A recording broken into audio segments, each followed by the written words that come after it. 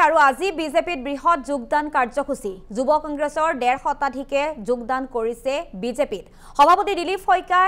শইকীয়াই দললৈ সকলোকে আদৰণি জনাইছে নৱাগত সকলক আৰু বৈশিষ্ট্যস্থিত বাজপেয়ী ভৱনতে এই যোগদান কাৰ্যসূচী আমি পুনপটীয়া সম্প্ৰচাৰ যোগে আপোনালোকক অনুষ্ঠানৰ মাজলৈ লৈ গৈছো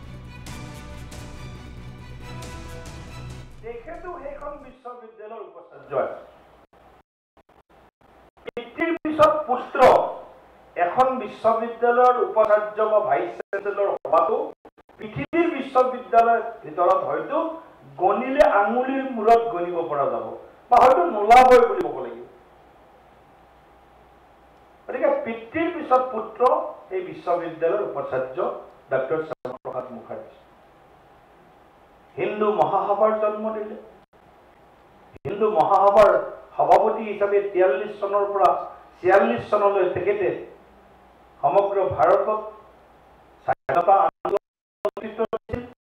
হিন্দু সমাজক সংগঠিত কৰাৰ ক্ষেত্ৰত তেখেতে অগ্ৰণী ভূমিকা গ্ৰহণ কৰিছিল পৰৱৰ্তী সময়ত ৰাষ্ট্ৰবাদী গোটেই বিচাৰটোৰ লগত তেখেত এনেদৰে সম্পৃক্ত হৈছিল তেখেতে ব্যক্তিগত জীৱনৰ বা ব্যক্তিগত যিটো কেৰিয়াৰ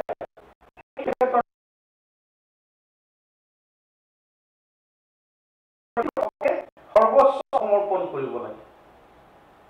এই যিটো তেখেতৰ কমিটমেণ্ট ডেডিকেশ্যন এইটোৰ পৰা আমি সকলোৱে শিক্ষা লৈ আছো আৰু আমি শিক্ষা লৈ থাকিব পাৰিম তেখেতে বাকী সব বিষয় বাদ দি বেৰিষ্টাৰটো আছিলে ব্ৰিটিছ ইংলেণ্ডৰ পৰা বেৰিষ্টাৰ কৰাৰ পিছত তেখেতক তাতে মাতিছিল জোৱান বেৰিষ্টাৰী কৰিবৰ কাৰণে ইউনিভাৰ্চিটিৰ চাকৰি ভাইচ চেঞ্চেলৰ বাদ দি তেখেতে দেশত সেই সময়ত যেতিয়া বংগভংগৰ কথাবিলাক আমি শুনিছো তাৰ পাছত বিভিন্ন সময়ত ভাৰতৰ হিতৰ বিপৰীতে যিবিলাক সিদ্ধান্ত ল'ব লগা পৰিস্থিতিৰ সৃষ্টি হ'ল দেশ বিভাজনৰ পৰা আৰম্ভ কৰি 47 চনত তেওঁ দুখী কৰি তুলিছিল চৰ্দাৰ পেটেল ডক্টৰ শ্যামাপ্ৰসাদ মুখাৰ্জী ধৰি সকলো পুণ্যাত্মাৰ আত্মাবিলাক দুখী হৈ গৈছে তথাপিও দেশৰ স্বাৰ্থত যুদ্ধক্ষেত্ৰ পলায়ন কৰা মনোভাৱ নাৰাখি যুদ্ধক্ষেত্ৰৰ পৰা তেওঁ যুদ্ধক্ষেত্ৰত থাকি মা ভাৰতীৰ কাৰণে কাম কৰাৰ কাৰণে সংকল্প লোৱা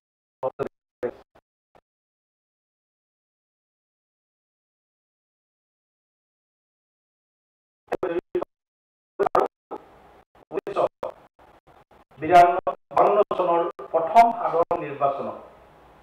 কলকাতা সাউথৰ পৰা তেওঁ সাংসদ হিচাপে লোকসভাৰ সাংসদ হিচাপে নিৰ্বাচিত হৈছিল তাৰ আগত পণ্ডিত জৱাহৰলাল নেহৰুৰ যি কেয়াৰটেকাৰ গভৰ্ণমেণ্ট ভাৰতবৰ্ষত হৈছিল পণ্ডিত নেহৰু যেতিয়া প্ৰধানমন্ত্ৰী হৈছিল প্ৰথম প্ৰধানমন্ত্ৰী সেই প্ৰধানমন্ত্ৰীৰ কাৰ্যকালত ইণ্ডাষ্ট্ৰিয়েল ছাপ্লাই মিনিষ্টাৰ হিচাপে তেখেতে দায়িত্ব লৈছিল উদ্যোগ আৰু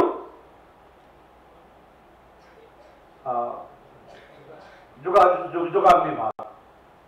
গতিকে এনেধৰণৰ তেখেতে দায়িত্ব লৈছিল কিন্তু 1950 চনত এখন অবিভক্ত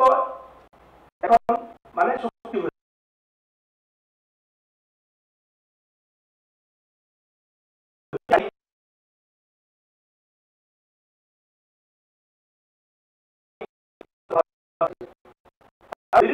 নেহৰুৰ লগত দেশৰ স্বাৰ্থৰ হকে সিদ্ধান্ত নলৈ পাকিস্তান বা অন্য দেশৰ হকে কিছুমান বহুত এনেকুৱা নেতিবাচক আমাৰ চৰকাৰৰ নীতি হ'ল তাৰ কাৰণে তেখেত অস্বস্তিত পৰি সুস্থিৰে থাকিব নোৱাৰিলে আৰু তেখেতে নেহৰু কেবিনেটৰ পৰা পদত্যাগ কৰি তেখেতে লগে লগে দেশত কংগ্ৰেছৰ যি নীতি বা কংগ্ৰেছৰ বিভিন্ন বিষয়ত যি স্থিতি তাৰ বিৰুদ্ধে ভাৰতবৰ্ষৰ জনগণৰ মাজত প্ৰবল এটা ৰাষ্ট্ৰীয়তাবাদী ৰাজনৈতিক ধাৰা আৰু ভাৰতৰ স্বাৰ্থৰ হকে এক ভাৰত শ্ৰেষ্ঠ ভাৰত নিৰ্মাণৰ হকে তেখেতে এটা ৰাষ্ট্ৰীয় ৰাজনৈতিক দলৰ আৰম্ভণি কৰিলে 1951 চনৰ 21 অক্টোবৰত ভাৰতীয় জনসংঘ প্ৰতিষ্ঠা হয়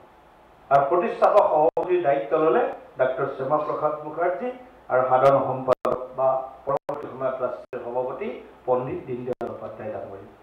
আজি বহুত নতুন আমাৰ ডেকা ল'ৰা আছে, হয়তো আমি কাৰ ফটোত মাল্যাৰ্পণ কৰিছোঁ হয়তো আমি জানো যদিও হয়তো আমি ক্লিয়াৰ নহয়। গতিকে নতুন আমাৰ যিসকল আজি কাৰ্যকৰ্তা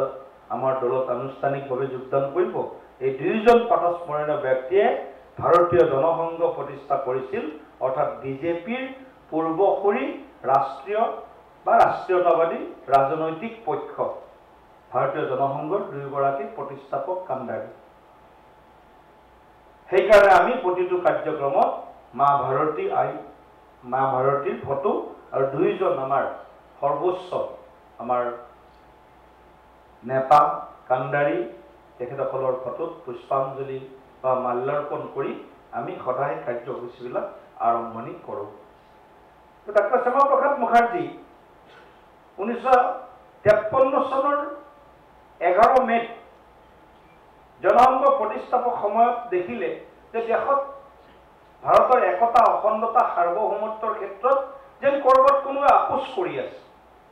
কংগ্ৰেছৰ নীতিবিলাকো যেন তেনেকুৱাই, এবাৰে নেহৰু লিয়াকত এক পেক্ট, এইফালে দেশত দুখন আইন, কাশ্মীৰৰ কাৰণে এখন বেলেগ আইন, কাশ্মীৰৰ সংবিধান, কাশ্মীৰৰ